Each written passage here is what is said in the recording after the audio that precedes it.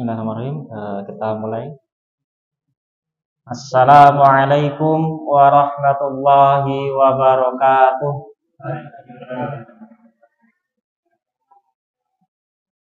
Alhamdulillahirabbil alamin. Innal hamdalillah nahmaduhu wa nasta'inuhu wa nastaghfiruh wa na'udzu billahi min shururi anfusina wa sayyiati a'malina. May yahdihillahu fala mudhillalah wa may yudlilhu fala hadiyalah. Asyhadu an la ilaha illallah wahdahu la syarikalah wa asyhadu anna Muhammadan abduhu wa rasuluhu amma ba'd. Alhamdulillah, jamaah mushola Sakinah yang mudah-mudahan senantiasa mendapatkan barokah dari Allah Subhanahu wa taala. Alhamdulillah, kita bersyukur kepada Allah yang mana pada kesempatan sore menjelang malam hari ini kita gunakan ataupun kita bisa melangkahkan kaki kita untuk menuju mushola ini dalam rangka ketaatan kepada Allah Subhanahu wa taala, yaitu tadi melaksanakan sholat maghrib secara berjamaah. Kemudian dilanjutkan dengan pengajian yang mudah-mudahan dengan ketaatan kepada Allah Subhanahu wa taala itu tadi menjadikan kita semakin dekat kepada Allah Subhanahu wa taala. Dan ketika seseorang dekat kepada Allah Subhanahu wa taala, maka Allah akan mudahkan kita untuk masuk ke dalam surganya Allah Subhanahu wa taala. Salawat serta salam semoga tetap tercurahkan kepada Nabi kita Nabi Muhammad sallallahu alaihi wasallam. Bapak, Ibu, adik-adik yang mudah-mudahan dirahmati Allah Subhanahu wa taala. Alhamdulillah, kemarin ini sebagai pengganti mawon ya. Jadi biasanya kalau pengganti itu tidak sebaik yang diganti kan. Tapi insya Allah akan kami usahakan sebaik mungkin. Di sini kami ingin menyampaikan tanda-tanda kebaikan seorang hamba. Jadi seorang hamba itu memiliki tanda-tanda kebaikan. Nah, nanti tanda-tandanya seperti apa? Nah, nanti kita akan sebutkan di akhir. Kemudian kebaikan itu apa, Bapak Ibu? Kira-kira kita sering dengar kata baik. Maka kebaikan itu apa kira-kira menurut kita semua? Ada yang tahu niki kebaikan? Kebaikan itu lawan katanya dari napa? Keburukan. Itu adalah kebaikan. Kemudian saya cek di kamus KKBI itu yaitu sifat yang dianggap baik menurut sistem norma dan pandangan umum yang berlaku, yaitu tidak jahat, terhormat, kemudian jujur. Itu adalah kebaikan. Kemudian disimbolkan menjadi budi pekerti. Itu adalah kebaikan. Kemudian terkadang kebaikan pun juga relatif. Terkadang satu orang mengatakan baik dan satu orang lagi mengatakan tidak baik. Ya, jadi itu nanti kita bahas di belakang. Sedangkan di dalam Al-Quran terkadang baik ataupun kebaikan itu disebut dengan beberapa istilah. Ada khair, ma'ruf, ihsan, dan lain sebagainya. Maka kita lihat di dalam Al-Quran ada kata hasan ataupun hasanah. Hasanah itu menurut Raghib Al-Afsahani adalah untuk menunjukkan suatu yang disukai atau dipandang baik. Itu adalah hasanah. Sama artinya baik. Tapi di sini artinya menunjukkan sesuatu yang disukai ataupun dipandang baik. Itu adalah hasan atau hasanah. Jadi ada yang namanya Pak Hasan. Kalau ada berarti dia baik. Mas Hasan misalnya itu. Jadi baik. Kemudian atau kebaikan dibalas juga dengan kebaikan. Hal jazaul ihsan ilal ihsan. Kebaikan dibalas dengan kebaikan. Allah Subhanahu wa taala berfirman di dalam Quran surat An-Nahl ayat 125, "Ud'u ila sabili rabbika bil hikmah wal mau'izatil hasanah wajadilhum billati hiya ahsan." Di sini pun juga menggunakan kata hasanah. Serulah manusia kepada jalan Tuhanmu dengan hikmah dan pelajaran yang baik, dan bantahlah mereka dengan cara yang baik. Jadi ketika membantah seseorang itu dibantah dengan cara yang baik, yang dipandang itu disukai ataupun dipandang baik oleh orang lain. Jadi tidak langsung mematahkan orang lain. Ini adalah hasan. Kemudian yang kedua adalah thayyib. Thayyib ini adalah kata khusus yang digunakan untuk menggambarkan sesuatu yang memberikan kelezatan pada panca indera, jiwa, ya, seperti makanan, pakaian, tempat tinggal, dan lain sebagainya. Ini adalah thayyib. Artinya sama, artinya juga baik. Ya. Kalau dikatakan bagaimana kabarmu, alhamdulillah thayyib, ya, berarti baik, ya, badannya baik, kemudian makanannya baik, dan lain sebagainya. Itu alhamdulillah thayyib. Ya. Allah Subhanahu wa taala berfirman di dalam Quran surat Al-Baqarah ayat 57, wa dhallalna 'alaikumul ghamama wa anzalna 'alaikumul manna wassalwa kulu min thayyibati ma razaqnakum wa ma dhalamuna walakin kanu anfusahum yadlimun. Dan kami naungi kamu dengan awan, dan kami turunkan kepadamu manna dan salwa. Makanlah dari makanan yang baik-baik yang telah kami berikan kepadamu, dan tidaklah mereka menganiaya kami, akan tetapi merekalah yang menganiaya diri mereka sendiri. Maka thayyib di sini berarti adalah sesuatu yang menggambarkan kelezatan ataupun kebaikan pada panca indera jiwa. Ini adalah thayyib. Nanti kalau Bapak Ibu menemukan kata-kata thayyib di dalam Al-Qur'an. Kemudian yang selanjutnya adalah khairon. Khairon adalah sesuatu atau khair. Artinya sama, baik. Sesuatu kebaikan yang disenangi oleh semua orang, lebih kepada sesuatu yang berguna. Ini adalah khairon. Seperti kedudukan, harta, benda, akal, kemudian keadilan. Nah, ini masuk ke dalam khair. Allah Subhanahu wa taala berfirman, "Man jaa'a bil hasanati falahu khairum minha, wa man jaa'a bis sayyi'ati fala yujzal ladzina aminu sayyi'ati illa ma kanu ya'malun." Barang siapa yang datang dengan membawa kebaikan, maka baginya pahala yang lebih baik daripada kebaikan itu, dan barang siapa yang datang dengan membawa kejahatan, maka tidaklah diberi pembalasan kepada orang-orang yang telah mengerjakan kejahatan itu, melainkan seimbang dengan apa yang dahulu mereka kerjakan. Maka di sini ada kata khairan, man jaa'a bil hasanati falahu khairun, ya, khairun minha. Barang siapa yang datang dengan membawa kebaikan, maka baginya pahala yang lebih baik lagi daripada kebaikan itu. Ini adalah khairan. Kemudian ma'ruf, ya. Ma'ruf itu baik juga artinya di dalam Al-Qur'an.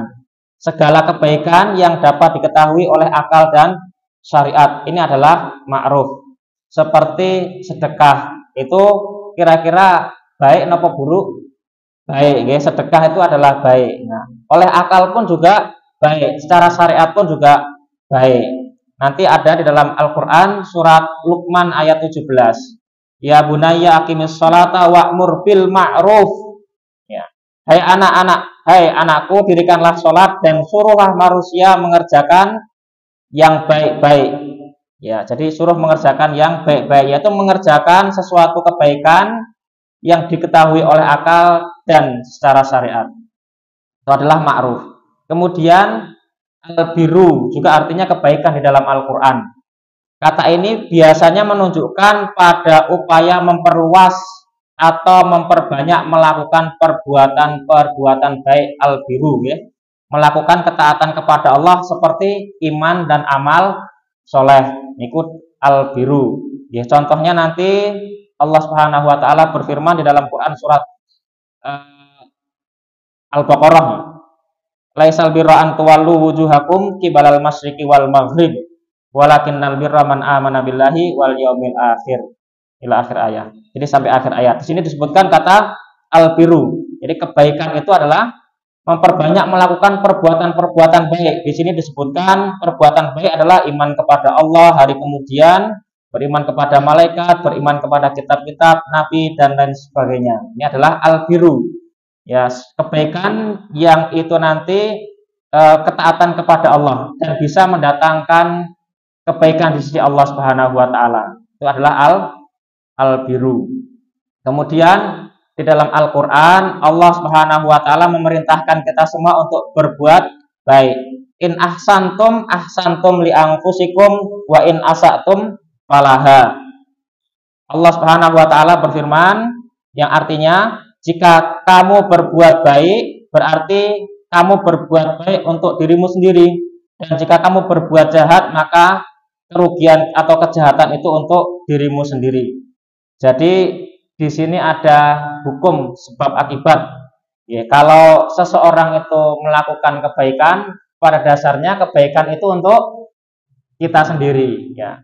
Kalau kita melakukan, naudzubillah, kalau orang lain melakukan kejahatan, berarti orang lain itu kejahatan itu untuk mereka sendiri. Maka berusaha kita untuk melakukan banyak-banyak kebaikan, karena ini perintah di dalam Al-Qur'an. Kemudian Allah Subhanahu wa taala juga berfirman di dalam Quran surat Al-Baqarah ayat 195. Wa anfiqu fi sabilillahi wa la tulqu bi aidikum ila tahlukah wa ahsinu innallaha yuhibbul muhsinin. Dan infakkanlah hartamu di jalan Allah dan janganlah kamu jatuhkan diri sendiri dalam kebinasaan dengan tanganmu sendiri, dan berbuat baiklah. Nah niki wa ahsinu innallaha yuhibbul muhsinin. Dan berbuat baiklah, sungguh Allah menyukai orang-orang yang berbuat baik. Jadi ini Allah menyukai orang-orang yang berbuat baik. Bahkan Rasulullah Shallallahu alaihi wasallam bersabda, "Wa man kana fi hajati akhihi kanallahu fi hajatihi." Siapa yang biasa membantu hajat saudaranya, maka Allah akan senantiasa menolongnya dalam hajatnya. Hadis riwayat Bukhari dan Muslim. Jadi ketika seseorang menolong orang lain, maka Allah akan menolong dia. Kemudian dari Ibnu Umar radhiyallahu anhu bersabda, dari Ibnu Umar radhiyallahu anhu, Rasulullah shallallahu alaihi wasallam bersabda, manusia yang paling dicintai oleh Allah adalah yang paling memberikan manfaat bagi manusia. Adapun amalan yang paling dicintai Allah adalah membuat muslim yang lain bahagia, mengangkat kesusahan dari orang lain, membayarkan hutangnya atau menghilangkan rasa laparnya. Sungguh aku berjalan bersama saudaraku yang muslim untuk sebuah keperluan lebih aku cintai daripada beriktikaf di masjid ini, yaitu Masjid Nabawi selama sebulan penuh. Bapak Ibu, kita tahu bahwa iktikaf di Masjid Nabawi pahalanya berapa? 1000 ya. Masjid Nabawi 1000. Kemudian itu lebih baik daripada iktikaf ataupun melakukan ibadah di masjid-masjid yang lain. Jadi 1000 kali. Nah ini seseorang menghantarkan hajat orang lain sekali saja itu pahalanya luar biasa. Ada seseorang membutuhkan keperluan apa dan lain sebagainya, kita selesaikan hajatnya sampai selesai, itu luar biasa pahalanya. Bahkan di sini disebutkan bahwa lebih dicintai daripada lebih dicintai oleh Allah Subhanahu wa taala. Di sini disebutkan seperti itu. Hadis riwayat ini hadisnya hasan. Kemudian Allah Subhanahu wa taala juga berfirman di dalam Quran surat Al-A'raf ayat 56. Wala tufsidu fil ardi ba'da islahiha wad'uhu khaufan wa tama'an. Inna rahmatallahi qaribum minal muhsinin. Dan janganlah kamu berbuat kerusakan di bumi setelah diciptakan dengan baik. Berdoalah kepadanya dengan rasa takut dan penuh harap. Sungguh rahmat Allah sangat dekat kepada orang-orang yang berbuat kebaikan. Jadi tidak boleh membuat kerusakan di muka bumi ini setelah Allah menciptakan bumi ini dengan baik. Kita diperintahkan untuk senantiasa berdoa mengharap kepada Allah. Maka yang demikian itu akan diberikan rahmat Allah Subhanahu wa taala. Rahmat niku napa rahmat? Pertanyaannya, rahmat itu apa? Jadi rahmat niku banyak, nggih, artinya ada banyak sekali. Di dalam Al-Qur'an ada banyak arti, ada kata rahmat, tetapi artinya niku banyak. Nanti rahmat itu memiliki arti Islam. Nggih, nanti di Quran surat Al-Insan ayat 31 dan seterusnya. Disebutkan 145 kali di dalam Al-Quran kata rahmat itu dengan arti yang berbeda-beda, di tempat yang berbeda-beda, dan ada di tempat yang sama.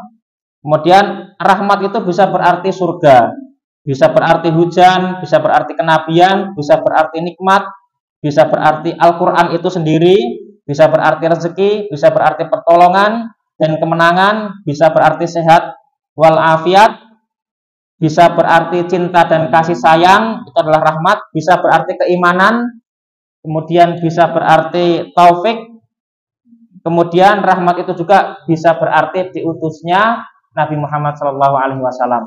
Itu nanti disebutkan di dalam Al-Quran semua.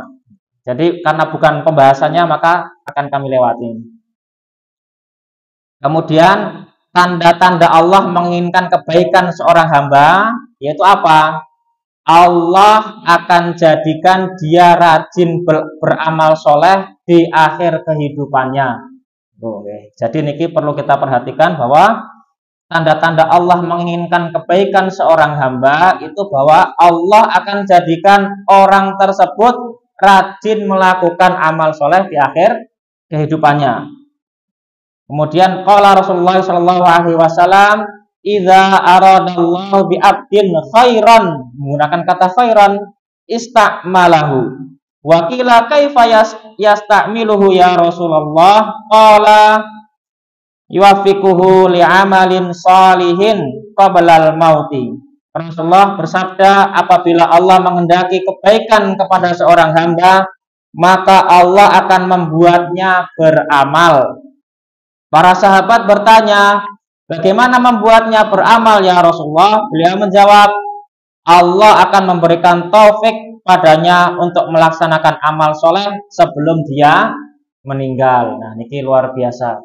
Maka Bapak Ibu, adik-adik semua, berbahagialah kepada kita semua yang pada usia saat ini, saya lihat sudah di atas di atas rata-rata nih.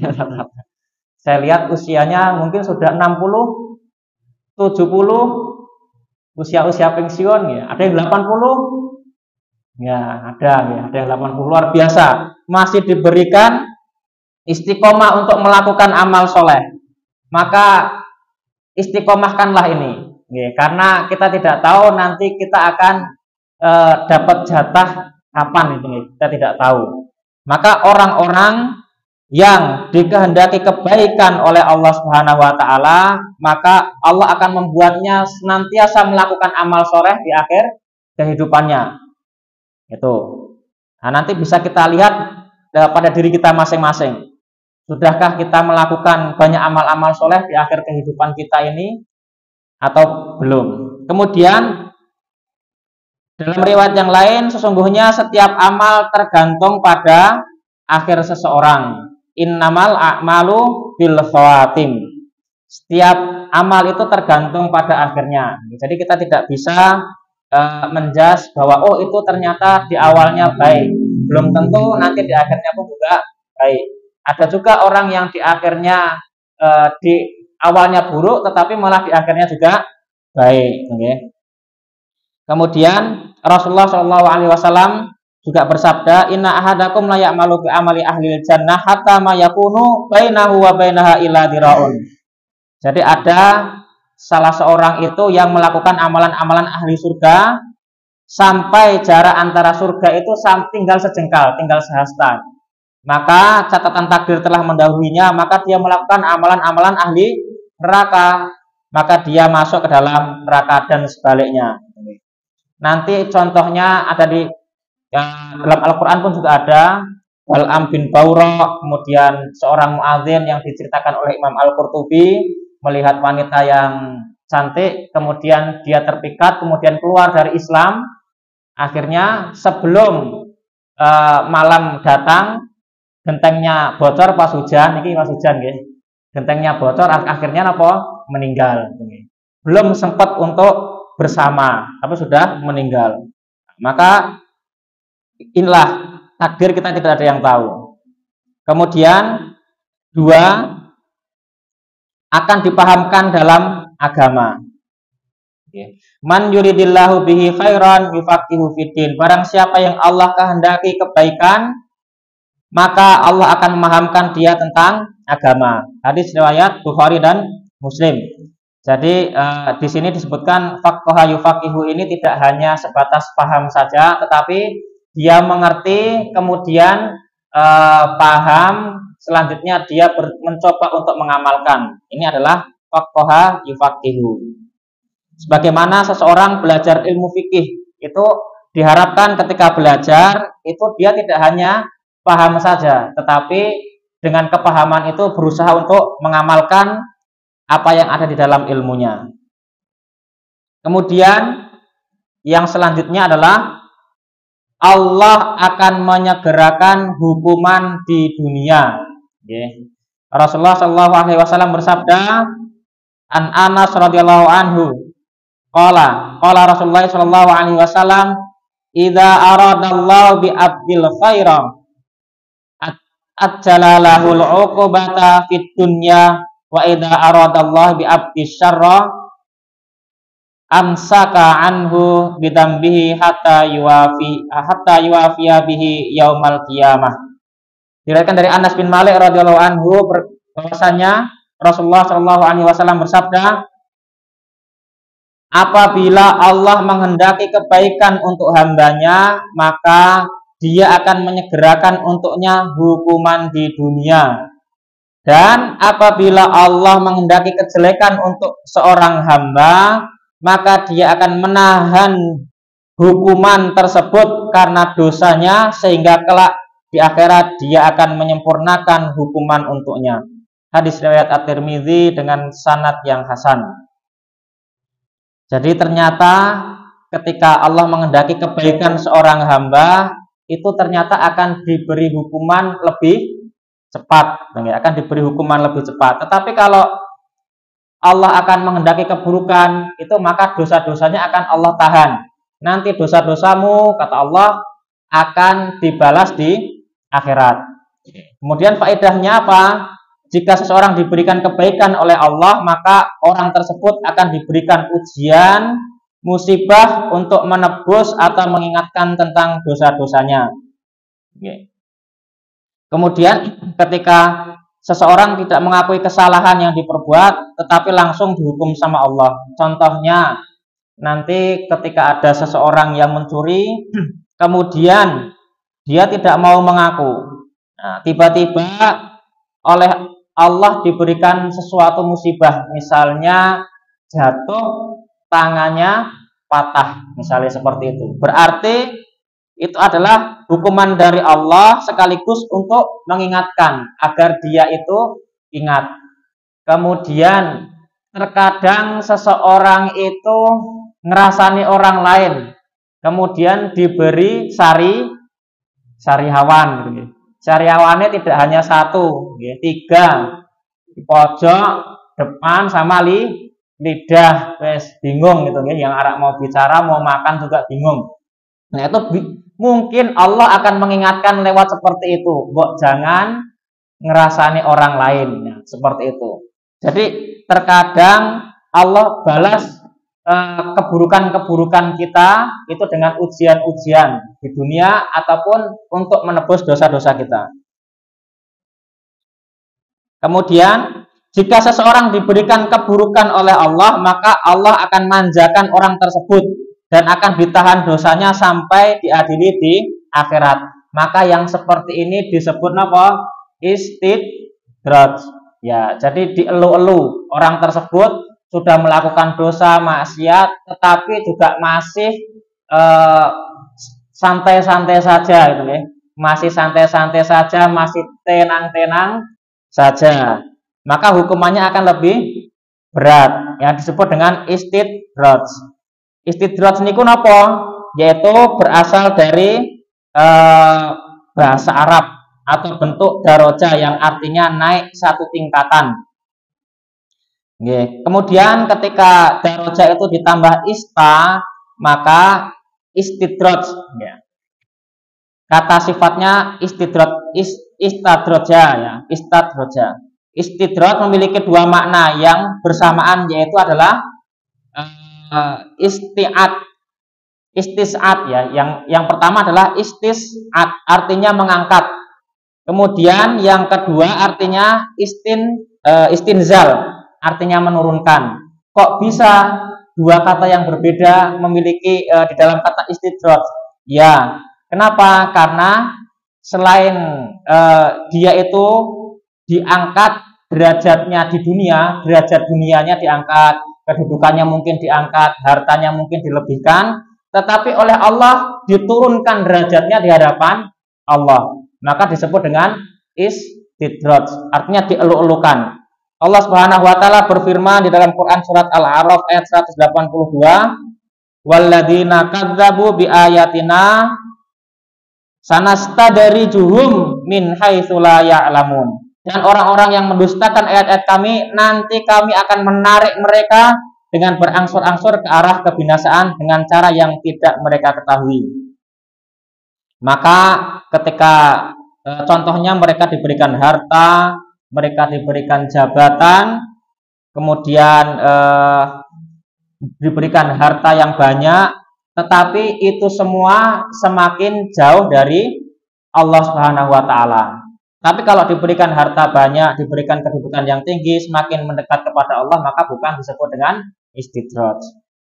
Bahkan Allah Subhanahu wa taala berfirman dalam Quran surat Al-An'am ayat 44, "Falamma nasu ma dzukiru bihi fatahna 'alaihim abwaaba kulli syai' hatta idza farihu bima utu akhadnahum baktatan fa idahum mublisun." Niki ayat yang ketika kita baca itu luar biasa, membuat bulu kuduk merinding nih. Maka tatkala mereka melupakan peringatan yang telah diberikan kepada mereka, kami pun bukakan semua pintu-pintu kesenangan. Sudah diperingatkan kepada mereka, tapi mereka tidak mereka menolak ataupun mereka tidak menyadarinya. Kami pun membukakan semua pintu-pintu kesenangan untuk mereka, sehingga apabila mereka bergembira dengan apa yang telah diberikan kepada mereka, diberikan semuanya, dieluk-elukan oleh Allah Subhanahu wa taala, kami siksa mereka dengan sekonyong-konyong, artinya tiba-tiba. Maka ketika itu mereka terdiam, berputus asa. Ini adalah istidraj. Dan mudah-mudahan apa yang kita punya, apa yang kita miliki bisa menjadikan kita semakin dekat kepada Allah Subhanahu wa taala. Kemudian yang keempat, akan diberikan ujian. Ketika Allah mengendaki kebaikan, maka kita akan diberikan ujian. Man yuridillahu bihi khairan yusibhu minhu. Barang siapa yang Allah kehendaki kebaikan, maka Allah akan menimpakan kepadanya ujian. Allah Subhanahu wa taala berfirman dalam Quran surat Al-Ankabut ayat 2, "Ahasiban nasu ayyutraku ayyaqulu amanna wa hum la yuftanun." Apakah manusia itu mengira bahwa mereka dibiarkan begitu saja mengatakan kami telah beriman, sedangkan mereka tidak diuji lagi. Jadi ternyata kita itu tidak hanya mengatakan beriman saja, tetapi kita diuji oleh Allah. Kemudian para nabi pun juga diuji, para sahabat pun juga diuji. Bahkan ada yang disisir menggunakan sisir besi, ya, sampai rontok daging-dagingnya. Itu luar biasa. Kemudian yang kelima, akan diberikan kesabaran. Rasulullah Shallallahu Alaihi Wasallam bersabda, "Wa ma u'tiya ahadum min ata'in khairun wa awsa'u minas sabr." Bahwasanya dan tidaklah seseorang diberi sesuatu yang lebih baik dan lebih luas daripada kesabaran. Hadis riwayat Al-Bukhari. Kemudian Allah Subhanahu wa taala berfirman, "Wa ma yulaqqaha illal ladzina sabaru wa ma yulaqqaha illa dzu hazzin 'adzim."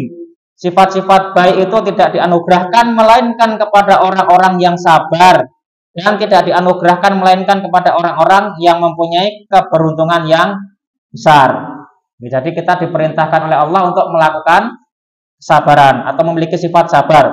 Sabar dalam ketaatan, sabar dalam menjauhi kemaksiatan, juga sabar dalam ujian. Okay. Kemudian yang terakhir yaitu diberikan sifat lemah lembut. Innallaha idza aradallahu Innallaha idza ra'a bi ahlil baiti khairan adkhala alaihimur rizqa. Sungguhnya jika Allah menghendaki kebaikan bagi sebuah keluarga, maka Allah akan memasukkan kelembutan kepada mereka. Jadi ternyata ketika seseorang dikehendaki kebaikan oleh Allah, maka akan terpancar kelembutan dari wajah orang tersebut. Jadi di dalam termasuk juga di dalam keluarga tidak dikendalikan ego, kita harus saling memahami, kemudian ingat tujuan, kemudian saling memaafkan, belajar agama dengan baik dan benar dan lain sebagainya. Oke, jadi ada beberapa hal yang Allah memberikan kebaikan kepada seorang hamba. Yang pertama apa? Allah jadikan seorang melakukan amal soleh sebelum kematiannya. Yang kedua akan dipahamkan agama. Yang ketiga dosanya akan dibalas di dunia. Oke. Kemudian yang keempat akan diberikan ujian oleh Allah. Kemudian akan diberikan kekuatan untuk bersabar, diberikan kesabaran. Kemudian yang keenam, orang tersebut akan diberikan atau dijadikan lemah lembut. Lemah lembut terpancar dari wajahnya. Bisa kita lihat orang-orang baik dan orang-orang yang tidak baik itu biasanya terlihat dari wajah, terpancar dari wajahnya. Mudah-mudahan kita semua senantiasa diberikan kebaikan-kebaikan oleh Allah Subhanahu wa taala. Ini sudah demikian. Alhamdulillah ya, sudah lewat batas kayaknya nih. Ya, terlalu asik dan tidak lihat jam. Ya, insya Allah itu yang bisa kami sampaikan. Mudah-mudahan yang sedikit ini yang panjang ini bermanfaat untuk kita semuanya, terutama untuk saya pribadi. Akhiri dengan doa kafaratul majlis. Subhanakallahumma bihamdika asyhadu an la ilaha illa anta astaghfiruka wa atubu ilaik. Assalamualaikum warahmatullahi wabarakatuh.